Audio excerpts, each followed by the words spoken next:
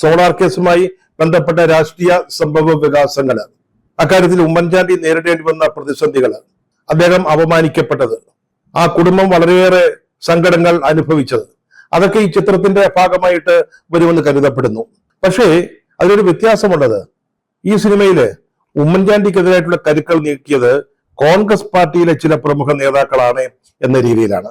അങ്ങനെയാണ് അത് ചിത്രീകരിക്കുന്നതെന്നാണ് ഈ സിനിമയുമായി ബന്ധപ്പെട്ട അണിയറ പ്രവർത്തകരിൽ ഒരാൾ പറഞ്ഞത്. നമുക്കറിയാം സംഭവം എന്താണെന്നുള്ളത്. ഇതിന്റെ പിന്നിൽ പ്രവർത്തിച്ചത് CPM ആയിരുന്നു. എല്ലാവർക്കും മനസ്സിലായ കാര്യമാണ്. ഈ കേസിന്റെ ഓരോ ഘട്ടങ്ങളും ആലോചിക്കുമ്പോൾ CPM എടുത്ത റോള് എന്തായിരുന്നു എന്ന് നമുക്കറിയാം. 10 കോടി രൂപ വരെ ഈ കേസുമായി ബന്ധപ്പെട്ട അല്ലെങ്കിൽ കുറ്റാരോപിതയായ സ്ത്രീക്ക് ഓഫർ ചെയ്തിട്ട് അവർ തന്നെ അഭിമുഖ സംഭാഷണങ്ങളിൽ പറഞ്ഞിട്ടുണ്ട്. പക്ഷെ ഈ സിനിമയില് അതല്ല. കോൺഗ്രസിലെ ചില നേതാക്കള് ഉമ്മൻചാണ്ടിക്കെതിരായിട്ട് കരുക്കൾ നീക്കി. ഇത് മനസ്സിലാക്കിയ മകൻ ഈ നേതാക്കൾക്കെതിരെ തിരിയുന്നതാണ് കഥയുടെ ഇതിവൃത്തമെന്നും നമുക്ക് വിശ്വാസയോഗ്യമായ കേന്ദ്രങ്ങളിൽ നിന്നറിയാൻ സാധിക്കുന്നു.